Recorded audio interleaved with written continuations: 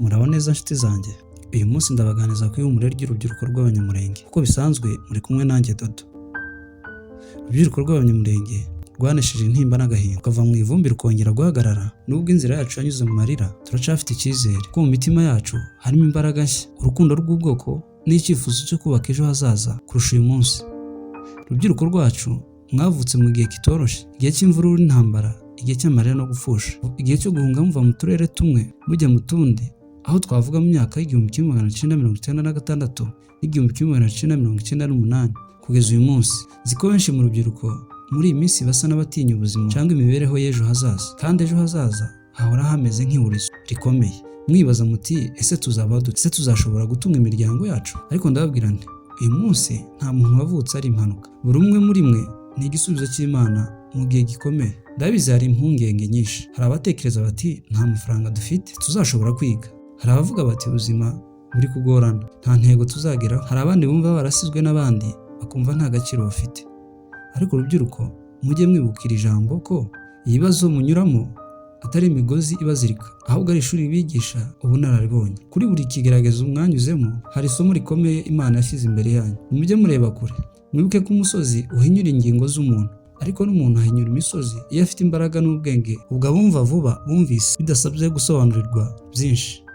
Urubyiruko rw'Abanyamulenge muri imbaraga z'ubu n'ejo hazaza, muri amaraso mashya atuma ubwoko bwacu bukomeza kubaho. Mwese muri nk'imirasire y'izuba isimbura umwijima, muri nk'amazi meza atemba ava mu masoko. Mwibuke ko intwari si uwabayeho mu bihe byoroshye, ahubwo ni uwabayeho agahangana n'ibihe bikomeye.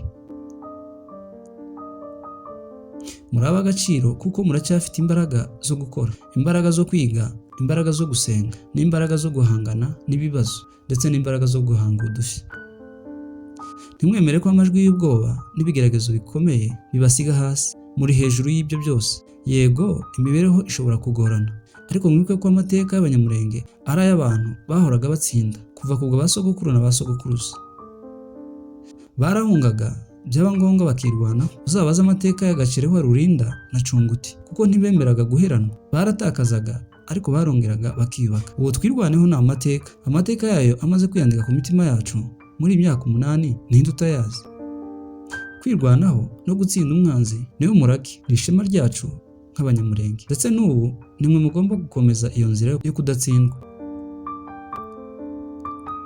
Ejo hazaza si ibintu tubona uyu munsi, ahubwo n'imbuto tubiba uyu munsi. Mwige, mukore, mufashanye, mukunde igihugu cyacu n'umuco wacu.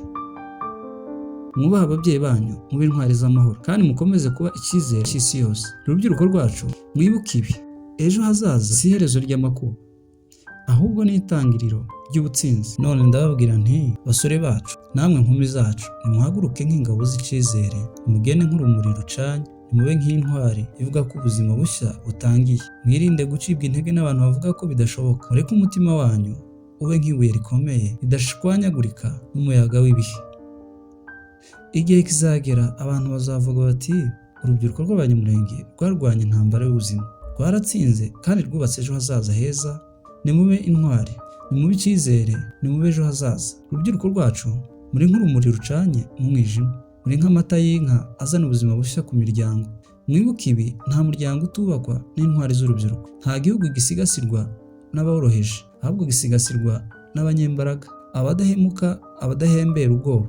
Mwese muri imbuto z'ejo hazaza, mwese muri amazi azimya umuriro, mwese muri indirimbo izahumuriza imitima ya benshi, mwese muri indirimbo izahumuriza imitima ya benshi. Nimugire intambwe nk'iz'agasheri kadatinya ishyamba, nimugire umutima uhamye nk'isoko idakama, kandi igihe kizagera isi yose izavuga iti urubyiruko rw'Abanyamulenge rwatambutse mu mwijima, ariko ntirwazimye kuko rwubatse ejo hazaza habo. Mugire ibihe byiza. Mwari kumwe na Dodo, Bibogobogo TV, ijwi ry'ukuri. Ciao ciao.